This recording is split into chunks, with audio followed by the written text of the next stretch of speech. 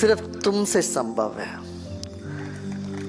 तुम करना चाहे तो हो सकता है, और जरूर आर्ट ऑफ लिविंग तुम उसके लिए पूरी तरह से मदद करेगी। तुम चाहता है तो हो ही गया, मान लो। जो संकल्प हम मन में करते हैं उस दिशा में चल पड़ते हैं। पहुंचने में देर अबेर हो सकता है, वो हमारी क्षमता है। देखिए, हर एक व्यक्ति की क्षमता है, क्षमता सीमित है, असीम क्षमता तो नहीं है। और क्षमताओं को बढ़ा सकते हैं। अपनी क्षमता, योग्यता बढ़ाने के लिए तो योग है, ठीक है ना। और दूसरी बात है, तुम मान के चलो तुम अच्छे हो। कुछ मान के चलो, कुछ जान के चलो। सब कुछ नहीं जान सकते तुम, कुछ जान सकते हो। ऐसे सब कुछ नहीं मान सकते, कुछ मानना पड़ेगा। कोई कहे कि ये जहर है, इसको पीने से मर जाओगे, ये नहीं कह सकते हो कि नहीं जी मैं तो पूरा अनुभव करके ही मानूंगा। कैसे मान लो?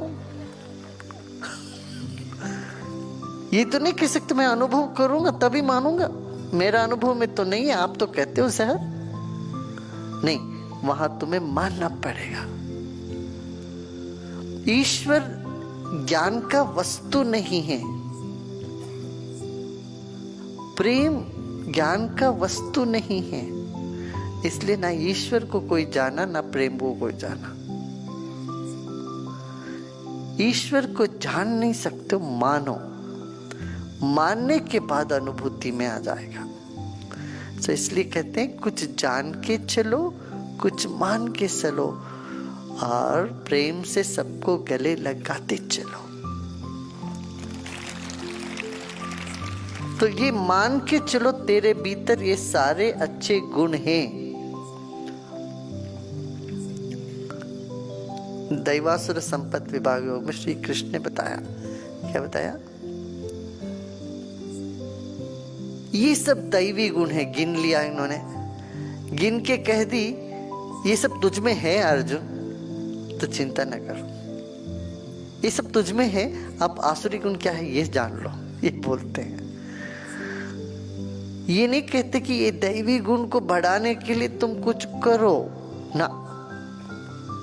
मानो मैं अच्छा हूं। कभी कोई माँ बुरी हुई नहीं, ना पिता बुरे हुए। हाँ, अज्ञानी जरूर हुए, बुरे नहीं। इनके अज्ञान की वजह से गड़बड़ हुई है। इसी तरह से तुम एक अच्छा पति हो, अच्छा भाई हो, अच्छा सब कुछ अच्छे हो, ये मान के चलो। तब तुम पाओगे वो जो गुण जिसका तुम्हें अभिलाषा है, जिसकी तुम्हारी चाह है, वो अपने आप प्रकट होने लगेगा तेरे भीतर से।